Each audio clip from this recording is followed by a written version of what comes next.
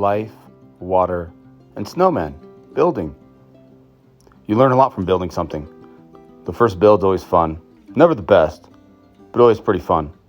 And as you get better, don't put too much pressure on yourself when it comes to your engineering and model. Soak in the good sights and just enjoy your time. Because as you're having fun, there will always be challenges in building along the way. Accidents happen. And it's not about the accident. It's about getting back on the horse again and knowing that maybe next time the model, my build, my project could be a little bit better from learning from my mistakes. Just like Melody's face. And while her second snowman, let me tell you, it was a lot better. And I wonder how you're going to do when you build.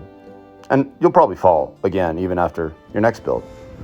But I'm going to ask you to build a water tower in this coming module. And I really want you to think about this idea of water. All right, so snowboarding, it's not easy. It's just like anything. You do one model, you do one practice, and you keep learning every iteration. The first time I've been snowboarding, I hurt myself. The first day's the worst, but you get better and better and better.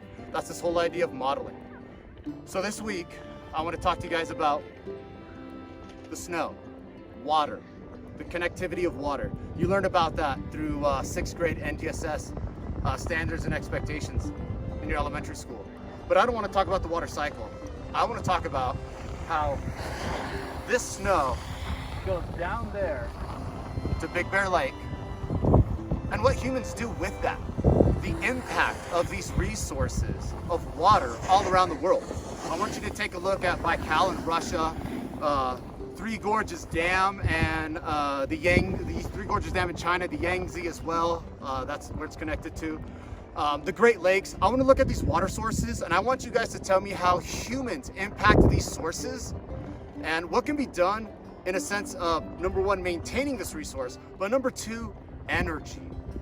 This is a gap that we need to fill in the future. How does energy connect to this distribution of Earth's resources of water? Mr. Poggio, see ya. So let's take a look at human impact on very specific water sources like the Yangtze River in China. Let's take a look at the Ganges in India. Let's take a look at our own Great Lakes in the United States. Let's take a look at the Nile in Egypt. Let's take a look at Baikal in Russia. And let's take a look at the famous Amazon. And remember, I'm asking you to take a look at these water sources and how humans impact these water resources and properties.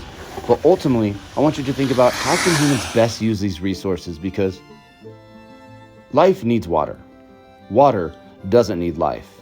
And if we can't find our balance with our greatest resource, how can we help out our next generation?